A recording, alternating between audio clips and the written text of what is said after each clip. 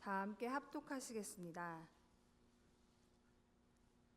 그리스도 예수의 종인 너희에게 온 에바브라가 너희에게 문안하느니라.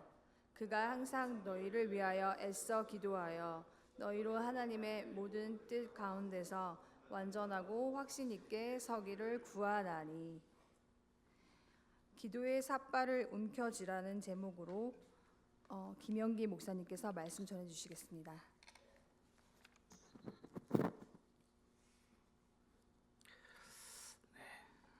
성도 여러분, 우리가 살아가는 세상 어떻습니까? 참 살기 좋은 세상이죠. 나날이 발전해 가고 그 유익과 혜택을 받아서 참 간단하고 또 신속하고 편리한 생활을 우리가 하고 있습니다.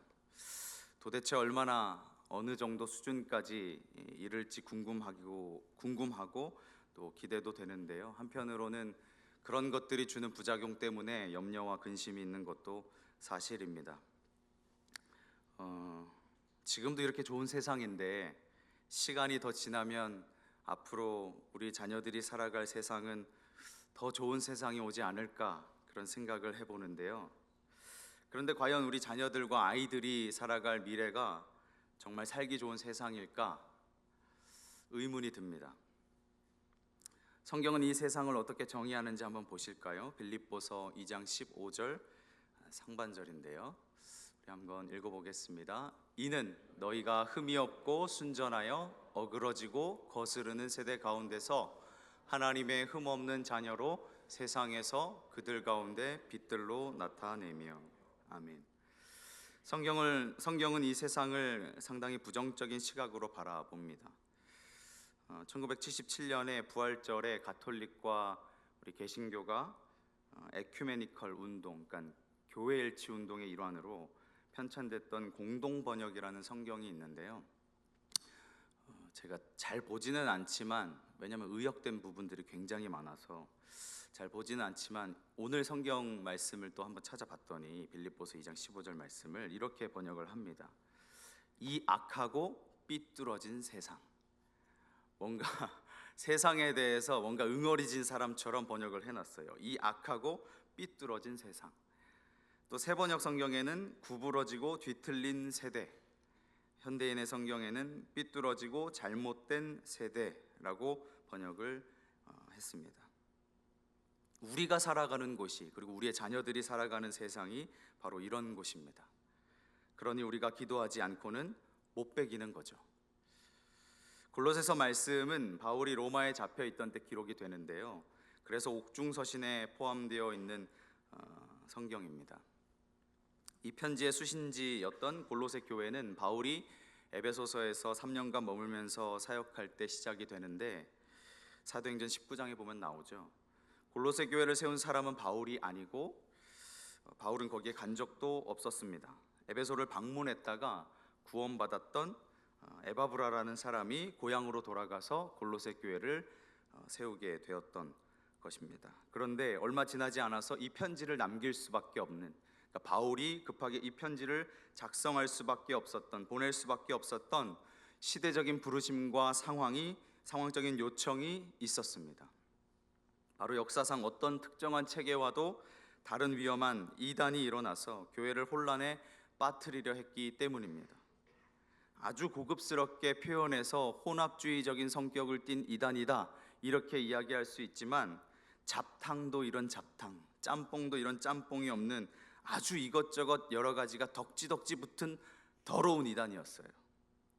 그 이단은 나중에 초기 기독교 공동체를 위협하면서 넓은 지역에 퍼져 있었던 영지주의, 많이 들어보셨을 텐데요. 영지주의로 알려진 이단의 요소들까지 포함하고 있었습니다.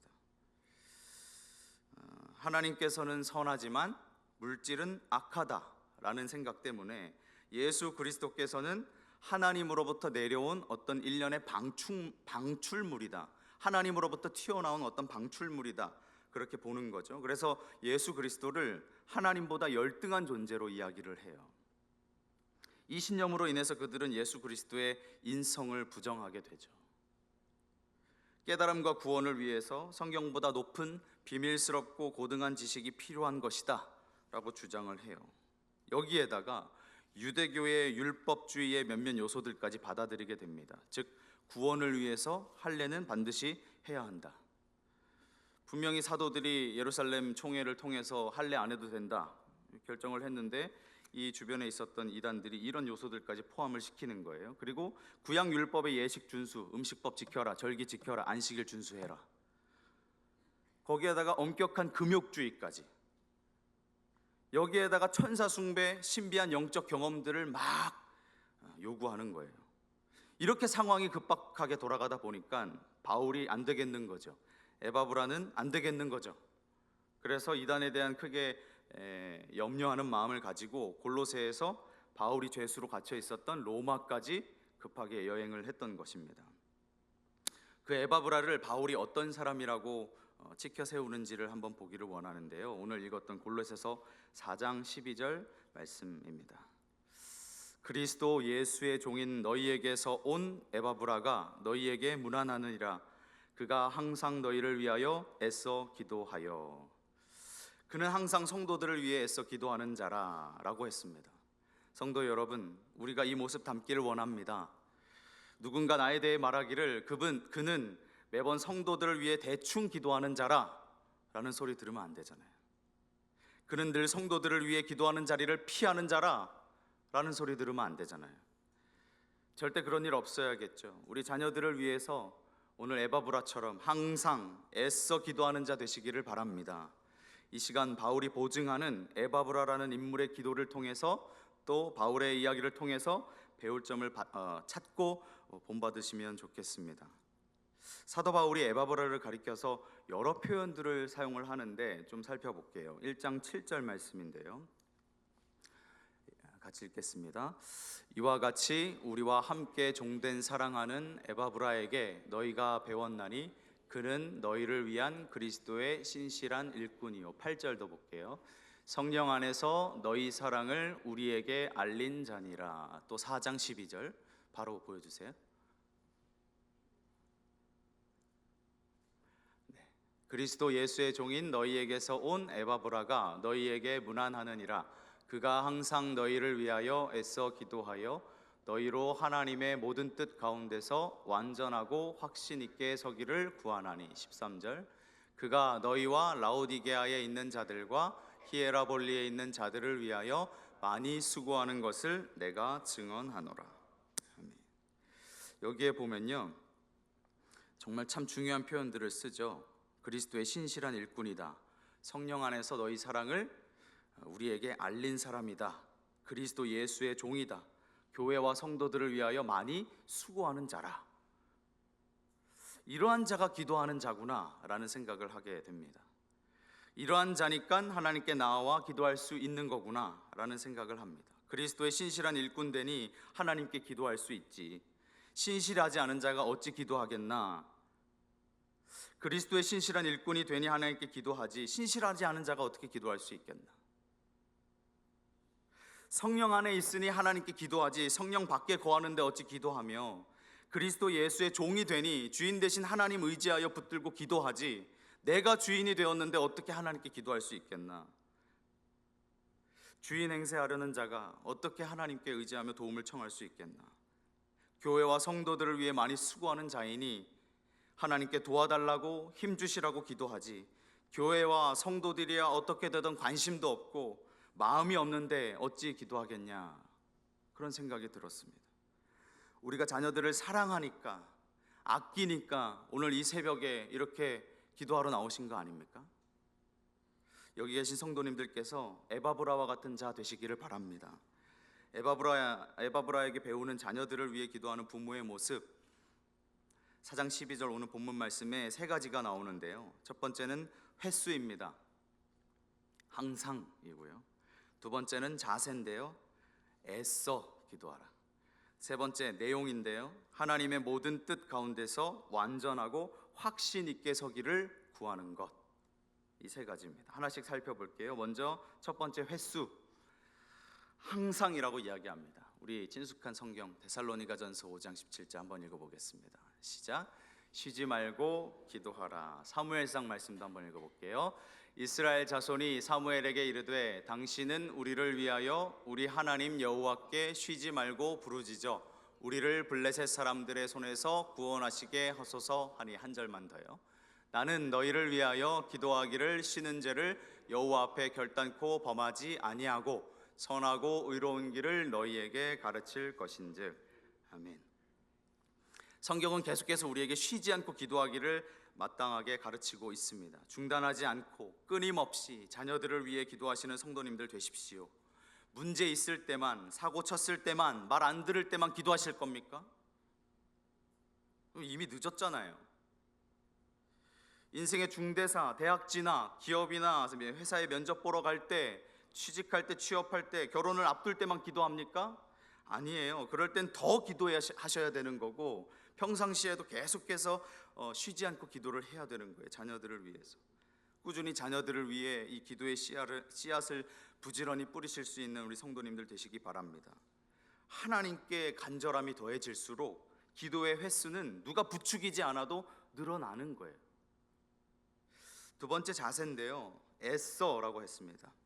이 두 글자 짧은 단어로부터 이번 설교의 전체 틀이 만들어졌고, 여기서부터 제목도 기도의 삿발을 움켜쥐어라 라는 것으로 정하게 됐습니다. 애써 기도한다는 게 뭘까? 목이 쉬도록 주여 3번 부르짖고 큰 소리로 기도하고 엉엉 울며 콧물 눈물 다 쏟고 다 빼고 몸을 앞뒤로 흔들었다가 좌우로 흔들었다가 이리 뒹굴 저리 뒹굴 하는 걸 이야기하는 걸까? 맞습니다. 그게 바로 애써 기도하는 거죠. 근데 아니에요. 뭔 말이야, 그랬다고 했다가 아니라고 했다가, 그거 이상이라는 거예요. 목이 쉬도록 큰 소리로 부르짖고 눈물 콧물 다 쏟고 큰 소리로 기도하고 몸을 이리로 왔다가 저리로 왔다가 흔들흔들, 그거 이상이라고요. 애써 기도한다는 게. NIV 성경에 보니까 He is always wrestling in prayer for you 라고 해서 몸싸움을 벌이는 것처럼, 레슬링을 하는 것처럼, 씨름하는 것처럼 기도하라는 거예요. 이게 하계올림픽의 한 종목인 그 레슬링을 이야기합니다.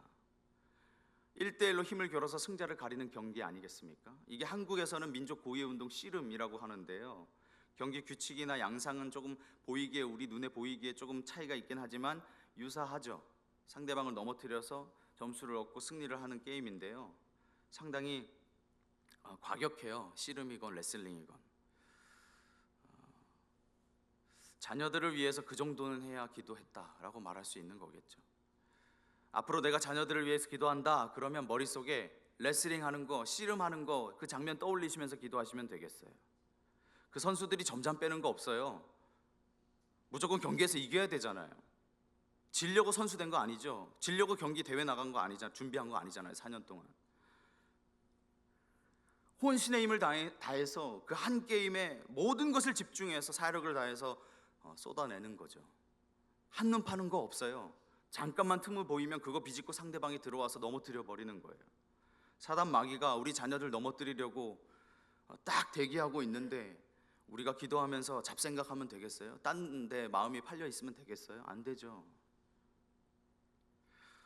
또 ESV 성경에 보면 always struggling이라고 해서 고군분투한다, 발버둥친다, 기를 쓴다, 이렇게 표현을 했어요. 우리 자녀들을 위해서 그러한 심정으로 기도를 하는 거예요. 사랑하는 자녀들을 위해서라면 이 몸부림이, 이 처절한 몸부림이 우리에게 있어야 되는 거 아닌가. 인생이 게임도 아니고 목숨이 여러 개 있어서 2번 3번 사는 거 아니잖아요. 딱 한 번 살다 가는데 대충 기도하면 되겠어요? 아니죠. 성도 여러분, 기억하십시오. 자녀들을 위해서 기도할 때는 애써서 기도하는 거예요. 이것도 절박함의 한 표현이죠.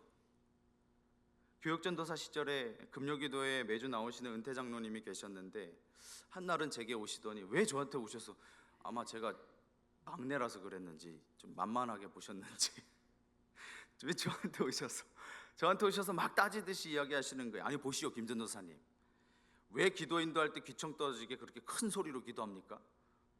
왜 자꾸만 목 아프게 주여 삼창 시키는 거예요? 하나님께서 잠을 주무시기라도 합니까? 아니면 귀가 먹으셨어? 그러고 그냥 숭 가시더라고요. 제가 그때는 하고 싶은 말이 여기까지 차올랐는데 꾸역꾸역 참고 사회인의 미소를 띠면서 네 장로님 그렇죠 이렇게 하고 넘겼는데, 그 장로님이 했던 말에 일면 맞는 말도 있어요.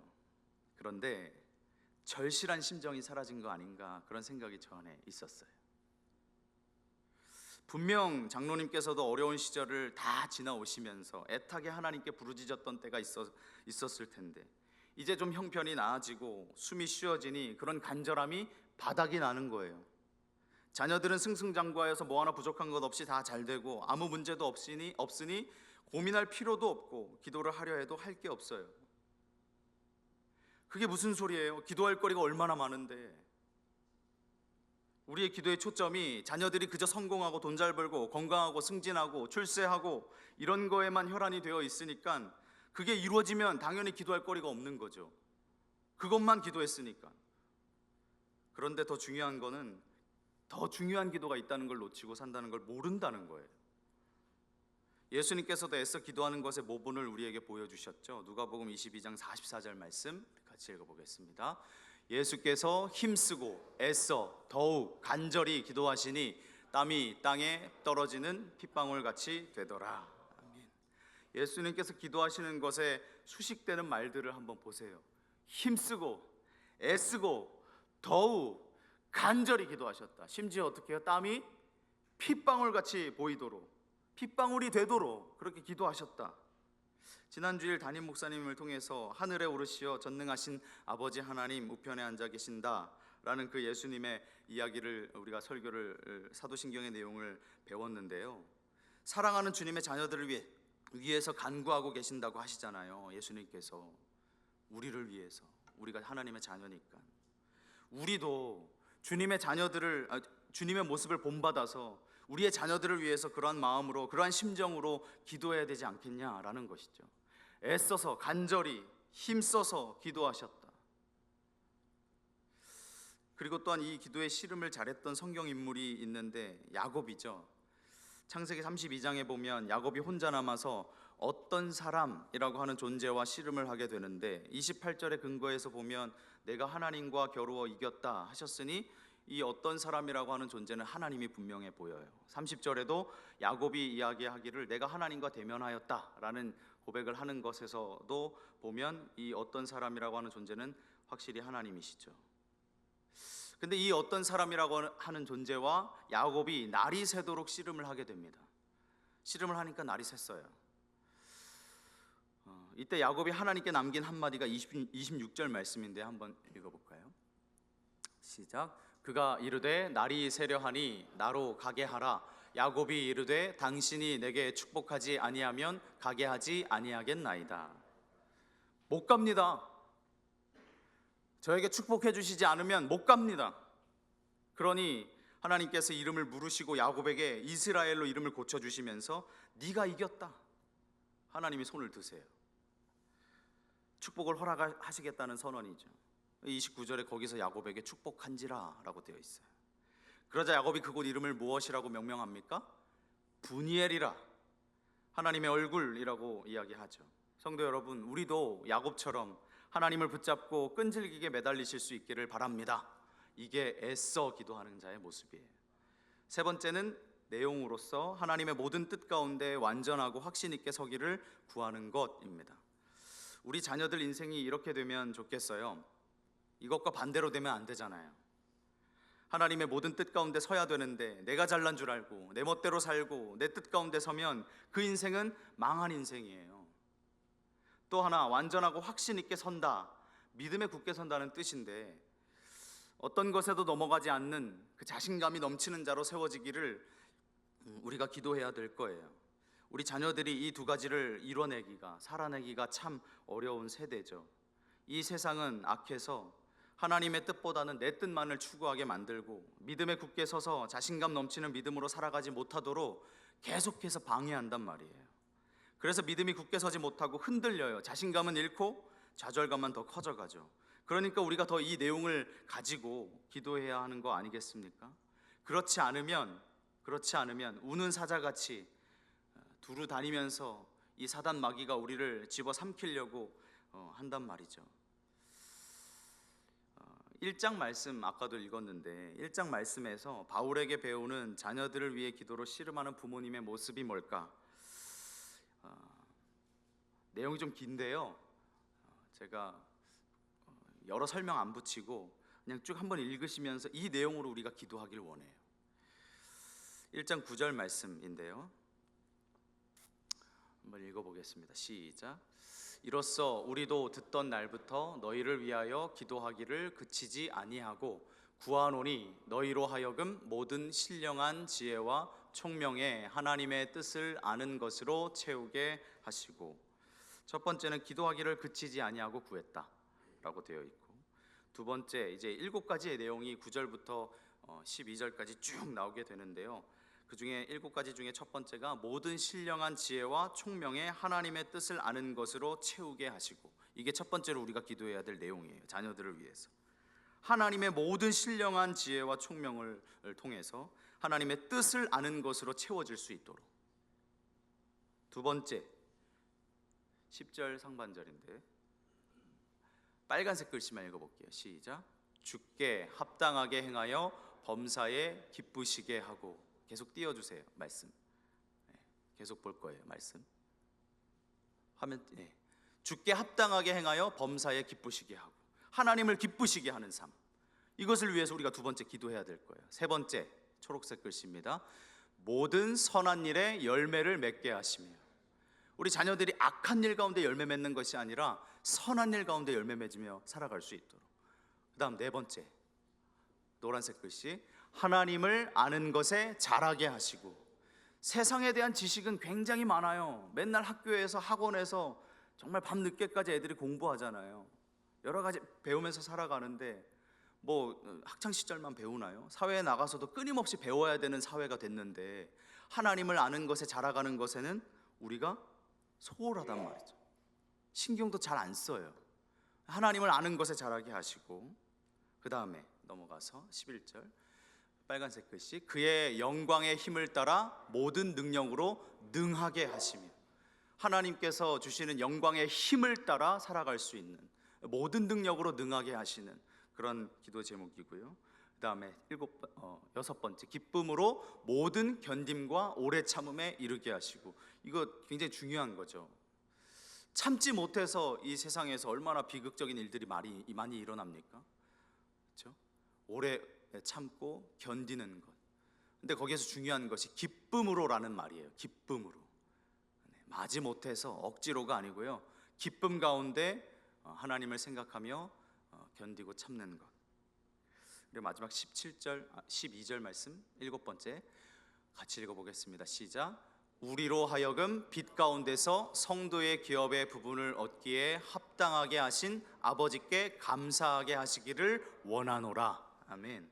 우리의 자녀들은 빛 가운데로 인도하시는 은혜, 성도의 기업을 얻기에 합당한 자로 세워지는 은혜, 아버지께 감사할 줄 아는 은혜가 있기를 소망합니다. 방금 말씀드린 이 7가지의 내용을 가지고 우리 자녀들을 위해서 기도하셔야 돼요. 말씀을 닫으면서 우리 거룩한 시 성동교회 성도님들, 부모님들 가운데 자기 자식들에게 상처 주시거나 감정 건드려서 화나게 하는 분 안 계시죠? 그럴 줄로 믿습니다. 우리가 다루고 있는 이 골로새서 안에 이런 구절이 있어요. 3장 21절 한번 읽어볼게요. 3장 21절 말씀 있을 텐데, 아비들아 너희 자녀를 노엽게 하지 말지니 낙심할까 하노라.